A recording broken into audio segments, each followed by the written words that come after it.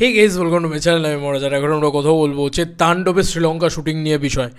ব্যাপারটা হচ্ছে শ্রীলঙ্কাতে কিন্তু অলরেডি একটা বিরাট বড় ধামাকা ঘটিয়ে দিয়েছে রায়হান রাফি।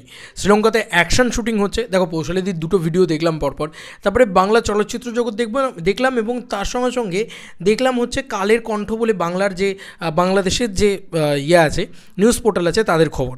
তো এত কিছু নিয়ে বসেছি আর কি বলা যেতে পারে।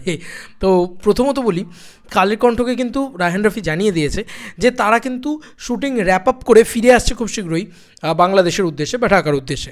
সে সমস্ত বিষয় নিয়ে কথা বলছি। তার আগে বলি, কালকে মানে যে কারণে আর কি শ্রীলঙ্কায় যাওয়া হয়েছে সেই সমস্ত দৃশ্যও কিন্তু মানে যে কী বলবো, এয়ারপোর্টের ভিতরে রায়হান রাফি এবং শাকিব খানের সাথে যে এয়ারপোর্টের যারা মানে এয়ার হোস্টেস রয়েছেন রয়েছেন তারাও ছবি ইত্যাদি তুলেছেন, সে সমস্ত দৃশ্যও তোমাদেরকে দেখাচ্ছি। তার আগে একটা মানে ওয়ান বাই ওয়ান বলি। প্রথমত বলি যে প্রচণ্ড ভালো করে অ্যাকশন দৃশ্য শুটিং হয়েছে ইয়েস বন্ধুরা, যেটার জন্য কিন্তু শ্রীলঙ্কায় যাওয়া। এবং শ্রীলঙ্কায় কিন্তু একটা ইম্পর্ট্যান্ট সিন শ্যুট হয়েছে যেটা প্রি ক্লাইম্যাক্স বা ক্লাইম্যাক্সের সম্ভবত আসতে চলেছে। সম্ভবত এই কথাটা জুড়ছি আমি, কারণ এরকমটা শোনা যাচ্ছে। আচ্ছা, এবার আমি এই জিনিসটা একটুখানি পড়ি। হ্যাঁ, কালের কণ্ঠকে মানে রায়হান রাফি নিজে কি বলেছেন, লিখেছেন, সিনেমাটির বেশিরভাগ অংশই বাংলাদেশে শ্যুট হয়েছে। এরপর একটি অংশের শ্যুট করতে পুরো টিম এখন শ্রীলঙ্কায় অবস্থান করছে, আর মাত্র একদিনের শুটিং বাকি রয়েছে বলে জানান নির্মাতা। ঠিক আছে, তিনি বলেন সিনেমাটি পুরো অংশই দেশে শ্যুট হয়েছে, শুধু একটা অংশের দৃশ্যায়ন হচ্ছে শ্রীলঙ্কাতে, আর মাত্র একদিনে শ্যুট করলে সিনেমাটির দৃশ্যায়নের কাজ শেষ। আগামীকাল শুটিংয়ের মধ্য দিয়েই তাণ্ডবের ক্যামেরা ক্লোজ হবে। এরপর 20 মে পুরো টিম ঢাকায় ফিরবে। মানে এটা কালকের খবর সম্ভবত, এবং আজকে 19 মে, তার মানে আজকে শুটিং হচ্ছে এবং 20 মে কিন্তু টিম ঢাকায় ফিরে যাবে এবং তারপরে পোস্ট প্রোডাকশন ইত্যাদি করবে। তো এবার তোমাদেরকে এয়ারপোর্টের কিছু দৃশ্য দেখাই, সেটাও আমি অলরেডি দেখে রেখেছিলাম আর কি, সেটা তোমাদেরকে দেখাই একটুখানি, দারুণ লাগবে আশা করি সেই দৃশ্যগুলো। অ্যাকচুয়ালিতে মানে আমি দেখে বললাম, বাহ, এটা তো দারুণ ব্যাপার। হ্যাঁ, শাকিব খানের এরকম দৃশ্য দেখা যাচ্ছে, এ তো সাংঘাতিক ব্যাপার। শাকিব খানকে অলরেডি এরকম এয়ারপোর্টের ইয়েতে দেখতে পাওয়া যাচ্ছে। এই যে দাঁড়াও, এটাও বাংলা চলচ্চিত্র জগৎ থেকেই এসছে, 2 দিন আগের ফটো।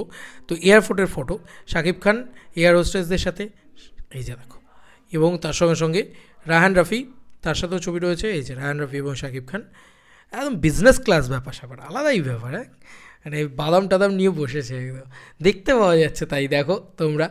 যাই হোক, এই হচ্ছে ব্যাপার। 2 দিন ধরে গিয়েছিলেন তারা, একদম মোটামুটি 3-4 দিনের একটা স্কেডিউল করে তারা ফিরে এসেছেন। এবং রায়হান রাফি, এটা তো মানতে হবে, রায়হান রাফি একজন সুপারস্টার পরিচালক, তার একটা ভিশন রয়েছে। সে কিন্তু খুব সুন্দর করে টিজারটা কেটেছেন। এখন সব জায়গা থেকেই প্রশংসা এটাই হচ্ছে যে টিজার এমনভাবে কাটা হয়েছে সত্যি রাফির ওপরে ভরসা জাগছে, ইত্যাদি ইত্যাদি, এরকম জিনিসপত্র তো হচ্ছে। এবার দেখো, আজকে শ্রীলঙ্কার শুটিং কমপ্লিট এবং সাবিনা নুরও ওখানে গিয়েছে। দেখা যাক যে কোনো রোম্যান্টিক গানের শ্যুট হয় নাকি বা কিছু হয় নাকি, এরকম তো কিছু এক্স্যাক্ট তো কিছু বলা যাচ্ছে না। এক্স্যাক্ট কোনো খবর রায়হান রাফির সিনেমা থেকে বার করা খুব ডিফিকাল্ট। তো এরকম একটা পরিস্থিতিতে দাঁড়িয়ে রাফি ফিরে আসুক এবং ওখান থেকে নাকি ডিরেক্ট মানে যা শ্যুট হচ্ছে সেগুলো একদম ডিরেক্ট এখানে পাঠিয়ে দেওয়া হচ্ছে, এডিট টেবিলে চেপে যাচ্ছে। তারপরে রাফি এসে ফাইনালি ওটাকে দেখবে অ্যান্ড পুরো ঠিকঠাক করবে আর কি। তো আরামসে ছবিটা আর 17-18 দিন বাকি আছে, কিন্তু অনেক টাইম আছে আমার মনে হয় ছবিটার এডিট করার জন্য। রাফি তো এরকমভাবেই কাজ করে, মানে তুফানের সময় আমি দেখেছিলাম এটাই তো করেছিল। তো বেশ ইন্টারেস্টিং লাগছে।